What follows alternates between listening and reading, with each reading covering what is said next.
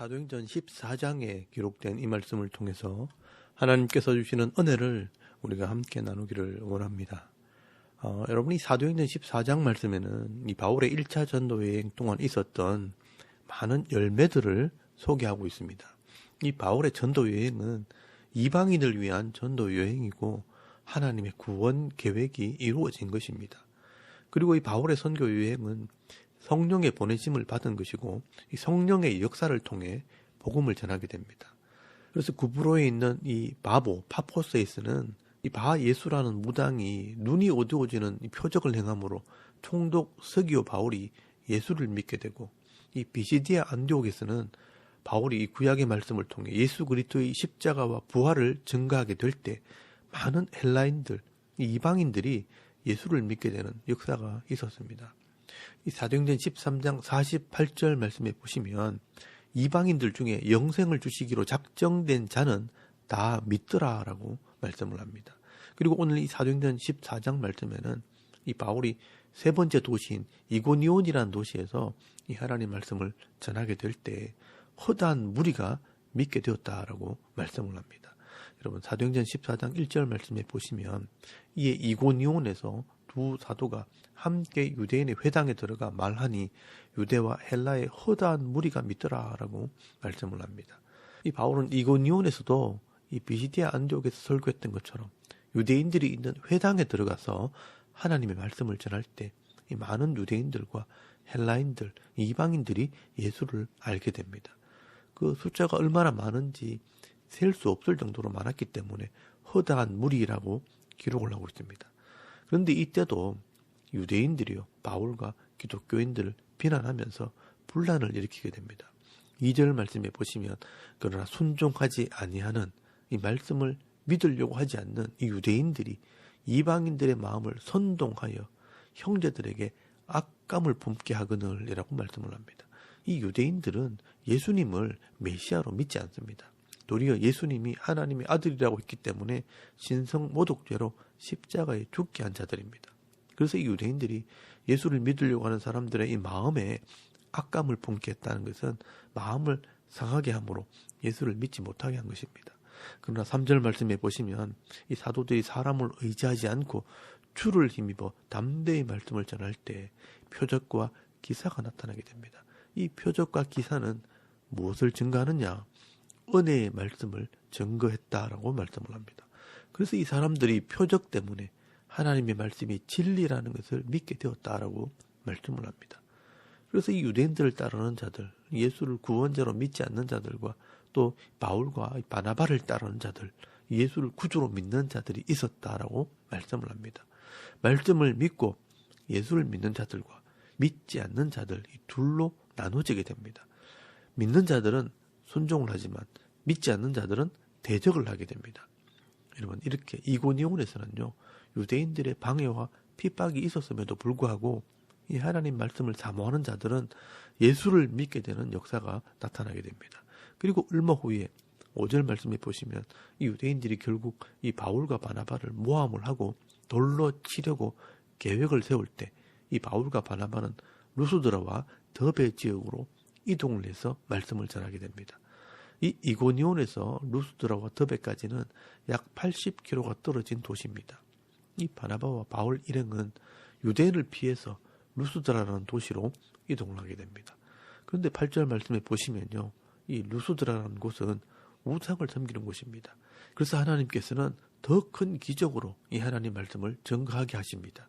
여러분 10절 말씀에 보시면 이 베드로와 요한이 예루살렘에서 안전뱅이를 일으키듯이 이 바울도 루스드라에 있는 이 안전뱅이가 예수를 믿게 될 때 그 믿음을 보고 명령할 때 안전뱅이가 걷게 되는 표적이 나타나게 됩니다.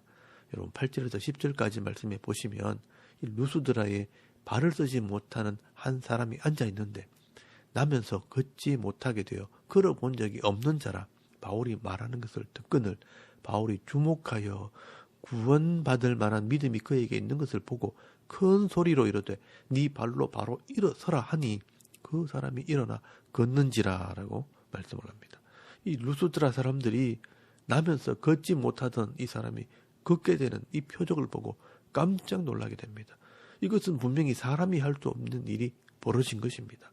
그래서 이 모인 사람들이요, 신들이 이 사람들의 형상으로 우리 가운데 내려오셨다라고 말하면서 이 바울과 바나바를 신으로 경배하게 되는 일이 벌어지게 됩니다. 여러분 11절 말씀에 보시면 무리가 바울이 한 일을 보고 루가오니아 방언으로 소리질러 이르되 신들이 사람들의 형상으로 우리 가운데 내려오셨다라고 말씀을 합니다.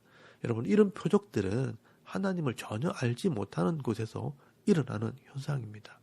이 루스드라에는 유대인도 없고 하나님에 대한 지식이 없어서 우상을 믿고 미신을 섬기는 곳이었습니다. 그래서 표적이 나타난 것입니다. 여러분 구약 시대에도 보면 하나님께서 모세를 부르시고 애굽에 보내실 때 사람들이 내 말을 믿지 않을 겁니다 하고 말할 때 내가 너에게 기적을 행하는 능력을 주겠다라고 말씀하는 것을 보게 됩니다. 그래서 지팡이를 던지면 뱀이 되고 그 뱀의 꼬리를 잡으면 다시 지팡이가 되는 이런 표적을 행하게 한 것입니다. 그리고 손을 품에 넣으면 문둥병이 발하고 그 손을 다시 품에 넣으면 그 문둥병이 낫게 되는 표적도 행하게 됩니다. 그리고 이 표적을 보고도 믿지 않으면 하수에서 물을 조금 떠다 바닥에 던지면 물이 피가 되게 하는 그런 표적도 행하게 하겠다라고 말씀하시면서 네가 이런 표적을 행하게 되면 그 사람들이 너를 믿게 될 것이라 라고 말씀을 합니다. 그래서 저는 개인적으로 이것을 정리를 했습니다. 표적이나 기적이라는 것은 하나님을 아는 지식이 전혀 없는 곳에서 하나님께서 이 하나님이 존재한다는 것을 믿게 하려고 이런 기적을 보여주는구나. 그리고 이 하나님의 존재를 믿게 될 때 하나님과 언약을 하고 약속함으로 말씀을 순종하는 사람으로 또 성숙한 신앙인으로 자라게 하신다는 것을 알게 된 것입니다. 이 루스드라에서 하나님께서 왜 표적을 보여주셨냐면 이제까지 우상을 믿고 우상을 섬기던 사람들에게 이런 사람의 손으로 만든 것이 신이 아니라 이 하나님이 진짜 신이고 이 하나님이 죄인들을 구원하는 하나님이시라는 것을 알게 하기 위해 이런 기적을 행하게 한 것입니다. 그런데 12절 말씀에 보시면요, 이 사람들이 눈에 보이는 바나바와 바울을 보면서 신이라고 말하게 됩니다. 종교심이 있고 막연한 신이라는 개념은 있는데 창조주 하나님은 알지 못하는 것입니다. 그래서 이 바나바를 제우스라, 바울을 헤르메스라라고 말하면서 신이라고 부릅니다. 이 제우스는 헬라의 대표적인 신의 이름이고 또 헤르메스는 제우스의 아들로 웅변의 신입니다. 아마 바울이 주로 설교를 했기 때문에 사람들이 바울을 웅변의 신 헤르메스라고 불렀던 것 같습니다. 그래서 13절 말씀에 보시면 제우스 신당의 이 제사장이 소와 화환을 가지고 와서 이 바울과 바나바가 머무는 집에 찾아와서 제사를 드리려고 합니다. 이런 모습을 보면요, 이 루스드라라는 지역이 얼마나 우상을 많이 섬기는 도시인가 우리가 알 수 있습니다. 이렇게 우상을 섬기는 지역에서는요, 하나님이 진짜 신이라는 것을 보여주기 위해 하나님께서는 기적을 보여주시는 것입니다. 이때 이 바나바와 바울은 옷을 찢으면서 자기가 신이 아니라 하나님께서 하신 일이라는 것을 설명을 합니다. 여러분 15절 말씀에 보시면 이르되 여러분이여 어찌하여 이러한 일을 하느냐, 우리도 여러분과 같은 성정을 가진 사람이라 여러분에게 복음을 전하는 것은 이런 헛된 일을 버리고 천지와 바다와 그 가운데 만물을 지으시고 살아계신 하나님께로 돌아오게 함이라 라고 말씀을 하면서 하나님이 진짜 우리가 경배해야 할 신이라는 것을 전하게 됩니다. 그래서 16절 말씀에 보시면 하나님이 지나간 세대에는 모든 민족으로 자기들의 길들을 가게 방임하셨으나 그냥 내버려 두셨으나 그러나 자기를 정언하지 아니하신 것이 아니니 곧 여러분에게 하늘로부터 비를 내리시며 결실기를 주시는 선한 일을 하사 음식과 기쁨으로 여러분의 마음에 만족하게 하셨느니라 하면서 이 온 땅을 주관하시는 이 창조주 하나님을 전하게 됩니다. 하늘에서 비를 주시고 우리에게 양식을 주시는 분이 바로 창조주 하나님이라는 것입니다. 여러분 여기 내용을 잘 보시면요, 예수님을 전하기 전에 하나님이 누군지를 먼저 전하는 것을 보면 이 사람들은 전혀 하나님에 대한 지식이 없는 것입니다. 그래서 이 창조주 하나님을 전하게 된 것입니다. 그리고 이 자세한 내용을 기록하지는 않았지만 이 창조주 하나님이 죄인들을 구원하시기 위해 예수님을 보내셨다는 것을 전했을 것입니다. 그래서 21절 말씀에 보시면 더베에 가서 복음을 그 성에서 전했고 많은 사람들을 제자로 삼았다라고 말씀을 합니다. 여러분 이런 말씀들을 기록한 것을 보면 이 바울이 예수님을 전했다는 것을 알 수 있습니다. 그런데 이때 19절 말씀에 보시면 이 안디옥과 이고니온에서 유대인들이 찾아와서 바울을 돌로 쳐서 죽게 했다라고 말씀을 합니다. 여러분, 이 유대인들도 참 대단합니다. 이 80km나 되는 먼 거리를 이 돌을 들고 따라와서 이 바울을 친 것입니다. 이 하나님의 큰 역사가 나타나니까 이 사탄도 그냥 있지 않습니다. 과격한 유대인들을 이용해서 이 바울이 복음을 전하는 것을 방해하고 대적하게 되는 것입니다. 우상을 섬기는 곳에는 사탄이 지배하는 곳이기 때문에 이 사탄이 이 악한 유대인들을 통해 발악을 하는 것입니다. 그래서 성경에 보면요, 이 유대인들이 사실은 사탄의 회라고 말씀을 합니다. 요한계시록 2장 9절 말씀에 보시면요, 자칭 유대인이라고 하는 자들의 이 비방도 알거니와 실상은 유대인이 아니요 이 사탄의 회당이라라고 말씀을 합니다. 그래서 자세하게 기록은 하지 않았지만 이 악한 유대인들이요 바울을 신성모독죄로 몰아서 현장범으로 돌로 쳐 죽이는 투석경을 행했던 것 같습니다. 마치 스데반을 유대인들이 돌로 쳐 죽였던 것처럼 이 바울에게도 돌을 던져 심판을 했던 것입니다. 그래서 이 유대인들은요, 바울이 죽은 줄 알고 버렸다라고 되어 있습니다. 사실 유대인들이 투석경으로 사람을 죽일 때는 작은 돌을 던지는 것이 아닙니다. 사람의 머리만한 돌을 던져서 죽이는 것입니다. 그래서 이 돌에 맞은 바울이 죽은 줄 알았다라고 말씀하는 것입니다. 이 바울은 성령의 큰 은혜와 기적도 경험했지만 이런 큰 환난도 경험하게 됩니다. 그런데 이 하나님께서 이 바울의 생명은 지켜주셨습니다. 그런데 돌에 맞았으니 이 바울은 큰 상처를 입었을 것입니다. 그러나 생명은 끊어지지 않았고 정신을 차리고 깨어나서 다시 더 별한 곳에서 또 이 말씀을 전하게 됩니다. 여러분, 이 글을 기록한 누가는요, 이때 같이 있지 않았습니다.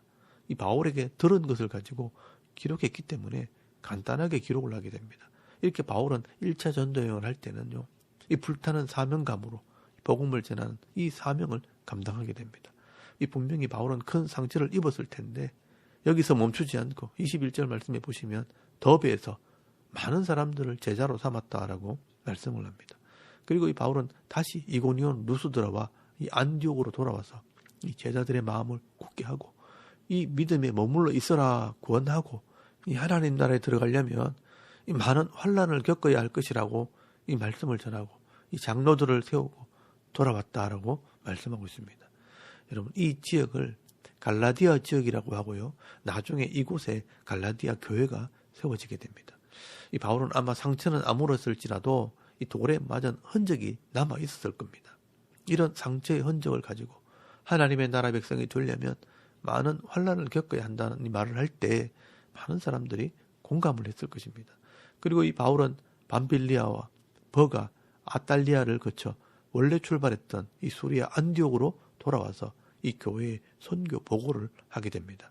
여러분, 27절 말씀에 보시면 그들이 이르러 교회를 모아 하나님이 함께 하신 모든 일과 이방인들에게 믿음의 문을 여신 것을 보고하고 제자들과 함께 오래 있으니라 라고 말씀을 합니다.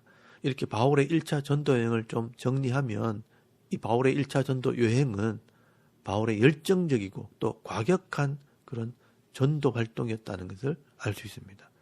이 바울은 이방인을 위한 사도가 되어 이 하나님 말씀을 가감없이 전하게 될 때 실제로는 누가 일하시느냐? 성령께서 일하시게 됩니다. 기적을 통해 말씀이 진리라는 것을 정가하게 하시고 또 무당의 눈을 멀게 하고 안전병이를 일으키고 표적을 행하게 하심으로 이 하나님께서 일하시고 계시다는 것을 보여주십니다. 그리고 이런 성령의 은혜가 있기 때문에 유대인들에게 비난을 받고 핍박을 받으면서도 하나님 말씀을 담대하게 전하게 됩니다. 심지어 돌에 맞아 죽을 고통을 당해도 하나님 말씀을 전하는 일을 멈추지 않는 것입니다. 여러분, 이렇게 믿음으로 순종하게 될 때 바울이 지나가는 곳마다 하나님 나라가 세워지고 일꾼들이 세워지고 변화의 역사가 나타나게 되는 것입니다. 여러분, 바울이 능력이 있는 것이 아니라 하나님께서 능력이 되어 주시는 것입니다. 오늘도 누구든지 믿음으로 헌신하게 될 때 하나님께서 그 사람들을 통해 일하시고 복음을 전하는 이 사명을 감당하게 하십니다. 오늘 이 대구 샤론 교회가 이 유라 땅에 세워진 것도 사실은 성령의 은혜로 세워진 것입니다. 이 교회를 통해 말씀이 증거되고 또 많은 사람들이 와서 함께 예배를 드리고 있는 것은 하나님의 은혜요 성령의 역사입니다. 오늘도 우리가 이 바울처럼 먼 곳에 다닐 수 없고 또 기적은 행하지는 못하지만 내게 주신 이 기업 안에서 이 성령을 통해 내가 변화되는 이 모습을 보여주면서 많은 사람들에게 감동을 주고 또 이 많은 영혼들을 구원하는 이 전도와 선교의 사명을 감당하는 저와 여러분의 이런 영적인 삶의 모습이 되실 수 있기를 주의 이름으로 축원합니다. 아멘. 우리 잠깐 기도드리겠습니다. 오늘도 바른 믿음과 신앙으로 이 교회가 성장하고 또 하나 되어 섬기는 성도들이 되게 하옵소서. 또 나라와 민족을 위해 섬기는 교회와 성도들을 위해 가정의 자녀들의 믿음을 위해서 또 개인의 기도 제목을 따라 기도하고 오늘 하루 삶을 또 시작할 수 있길 바랍니다. 다 같이 우리 하나님께 한번 기도드리겠습니다. 살아계신 하나님, 은혜를 참 감사합니다. 오늘도 이 아침에 우리가 하나님을 예배해요.